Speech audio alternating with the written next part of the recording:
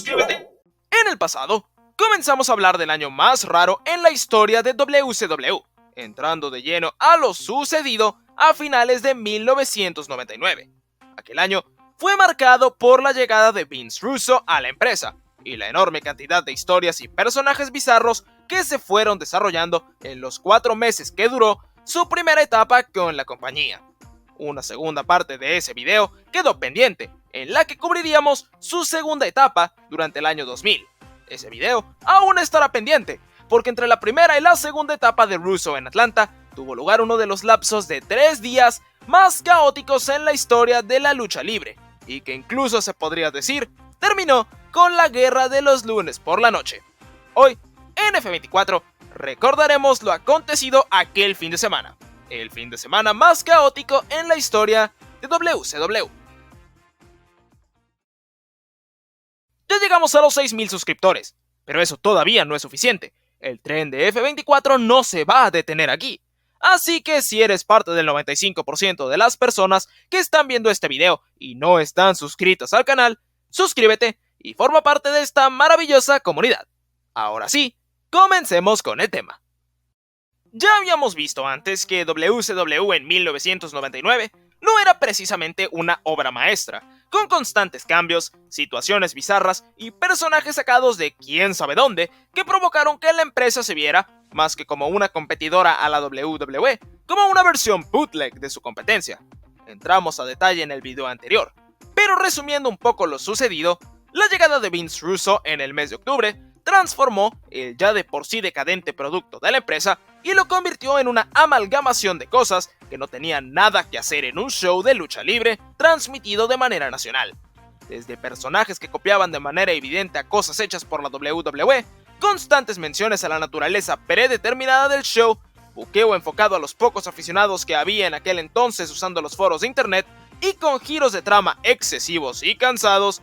Todo lo buqueado por Russo desde el día 1 tenía una supuesta razón de ser: traer de regreso a la NWO, esta vez liderada por Bret Hart, luchador al que Russo quería empujar tras una etapa de muy mala utilización de parte de la empresa desde su llegada en 1997. La NWO 2000 era el plan maestro de The Powers That Be, nombre con el cual se le conocía a Russo en televisión, llegando finalmente la nueva versión plateada y negra de la facción una noche después de Starrcade 1999. En el mes de enero del 2000, la nueva NWO fue el punto principal por el cual rondaban las historias más importantes de la compañía, con sus miembros Bret Hart, Jeff Jarrett, Scott Hall, Kevin Nash y Scott Steiner siendo presentados como los heels estelares. Hart era el campeón mundial y Jarrett era el campeón de los Estados Unidos, además de ser el elegido para ser el sucesor del Hitman en la cima de la montaña de WCW. La historia de la facción en su mes debut fue, como cualquier cosa que buquearía Vince Russo, muy confusa, con los típicos swerves sin sentido que tomaba el producto al ser escrito por el polémico neoyorquino.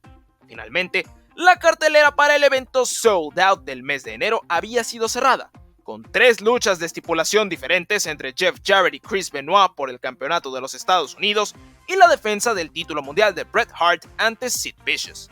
El evento, a celebrarse el 16 de enero, sufriría una enorme cantidad de cambios con respecto a lo que estaba planeado originalmente, gracias a las lesiones que sufrieron los dos campeones.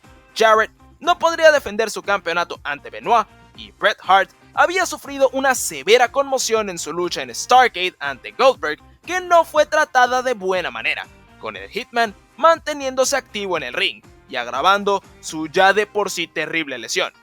Bret no lo sabía aún, pero su carrera en el ring ya había terminado como resultado directo de esa patada de Bill Goldberg. Pero pensando en las consecuencias a corto plazo de esta situación, había que hacer un pay-per-view, y WCW no contaría con sus 2 campeones principales, además de que ya no tenían un evento estelar ni a un campeón mundial. Sin Hart, sin Jarrett y tampoco sin Goldberg, quien sufrió una lesión poco después del heel turn de Bret, Vince Russo se veía obligado a resolver una auténtica catástrofe, teniendo que coronar a un nuevo campeón mundial en el pay-per-view. Russo quiso salirse de la norma queriendo coronar a alguien completamente nuevo de la absoluta nada para darle una sorpresa al público. El escritor había decidido que el nuevo campeón de WCW sería definido con una batalla real, y que el ganador de esta sería Tank Abbott, quien tenía poco tiempo de haber debutado en la compañía y tenía poca experiencia en la lucha libre, ya que su fuerte eran las artes marciales mixtas, deporte en el cual tuvo exhibiciones brillantes como parte de la UFC. El plan de Russo era muy diferente, tanto que llevó a los altos mandos de WCW a cuestionarse la decisión tomada en el mes de octubre de contratarlo para liderar el barco creativo de la empresa. La intención de Russo de coronar a un campeón mundial bizarro llevaría a que Bill Bush, entonces presidente de WCW, tomara la decisión de quitarle el poder total y armar un comité que tomara las decisiones, una especie de filtro como el que tenía Russo en la WWE con Vince McMahon. El polémico escritor se negó a trabajar en equipo, prefiriendo abandonar su puesto, dejando al comité trabajar por su cuenta. Este nuevo grupo incluía personalidades como Kevin Nash, Terry Taylor y J.J. Dillon. Comenzarían a buscar alternativas para el combate por el campeonato mundial. Se barajeó un regreso de Ric Flair, uno de Randy Savage y hasta uno de Hulk Hogan, aunque finalmente se decidió que el luchador que enfrentaría a Sid por el campeonato mundial para cerrar Sold Out sería Chris Benoit, aunque esta decisión terminaría por no ser la más inteligente. Entre los miembros del nuevo comité creativo se encontraba otro nombre que eludí intencionalmente: Kevin Sullivan, quien ya tenía experiencia como el booker de la empresa en el pasado.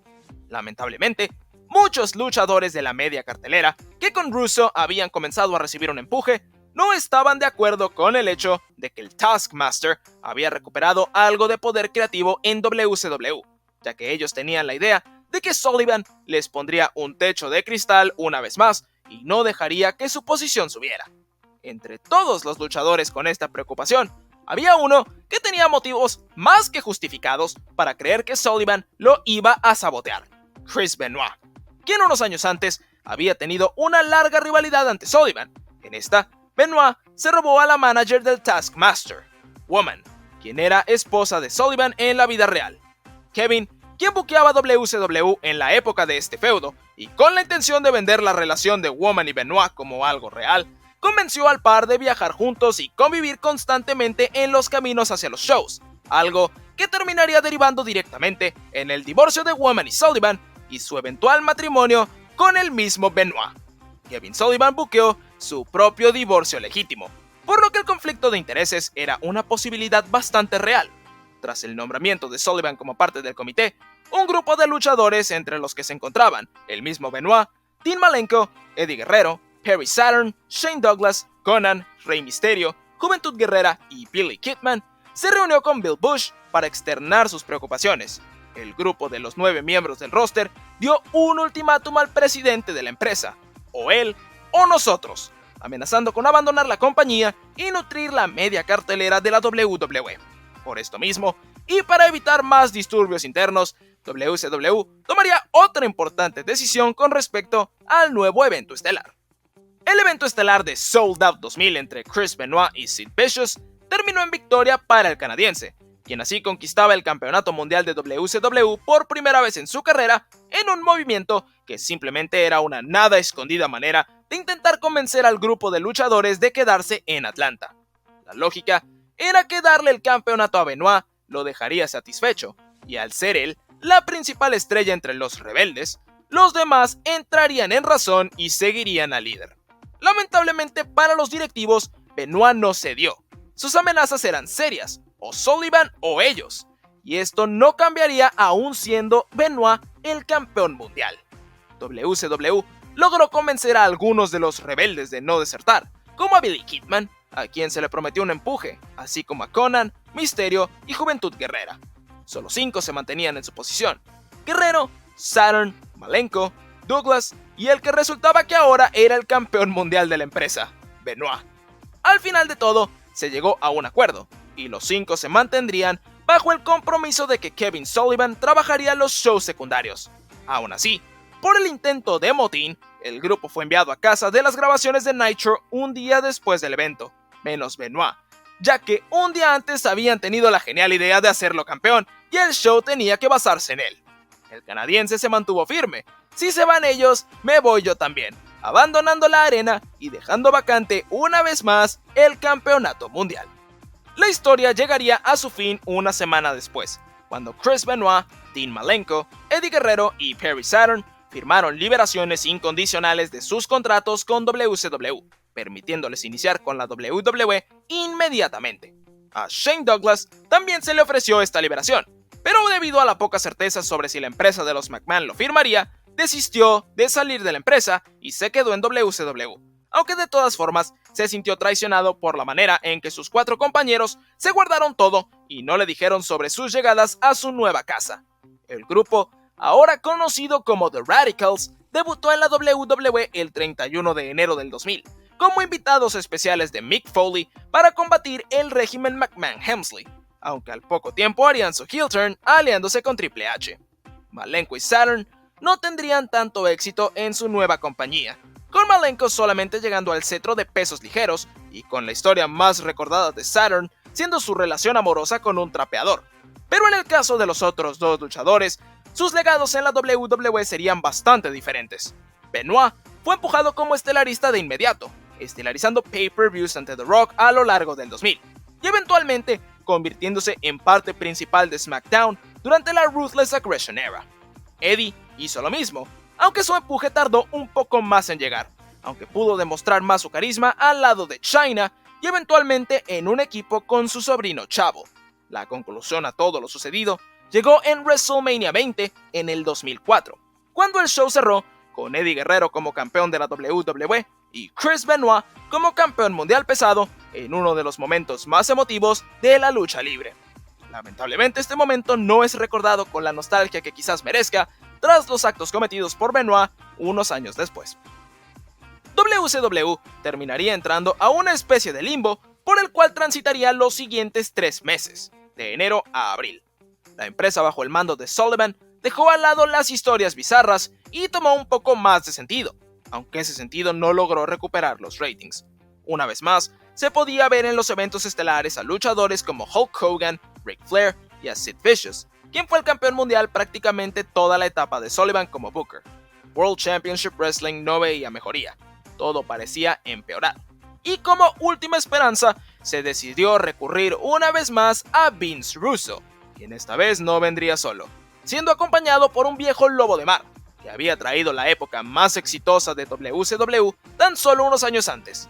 Russo ahora haría equipo con Eric Bischoff. Esa es la historia de cómo WCW un viernes no tenía campeón mundial y para el lunes no tenían un campeón mundial ni a 4 de sus mejores talentos de la media cartelera. Si te gustó el video, no olvides dejar tu like, tu opinión en los comentarios y compartirlo con tus amigos. Yo soy F24 y te veré en el siguiente video.